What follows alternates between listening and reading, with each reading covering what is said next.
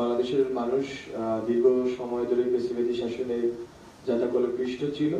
এখন আসলে একটি গণতান্ত্রিক নির্বাচন প্রক্রিয়ার ভিতর দিয়ে জনগণের সবার অংশগ্রহণের ভিত্তিতে একটি সুষ্ঠু নির্বাচনের বিষয়টি যেমন আছে, তেমনই ভাবে এই নির্বাচন অনুষ্ঠানের আগে আসলে জনগণের সবার সমর্থন, গণ অভ্যুত্থানের মধ্য দিয়ে গঠিত সরকারের একটি গুরুত্বপূর্ণ দায়িত্ব আছে। সেটা হচ্ছে যে বাংলাদেশের যে প্রতিষ্ঠানগুলো গত 15 বছর ধ্বংস করে দেওয়া হয়েছে এবং গত 53 বছর অভিজ্ঞতা আমরা দেখেছি যেগুলো আসলে কাজ করতে পারছে না জনগণের স্বার্থে, জনগণের জন্য, সেগুলোকে ঢেলে সাজানো। ফলত প্রাথমিকভাবে এই 6টি সংস্কার কমিশন গঠিত হয়েছে এবং এই 6টি সংস্কার কমিশন আসলে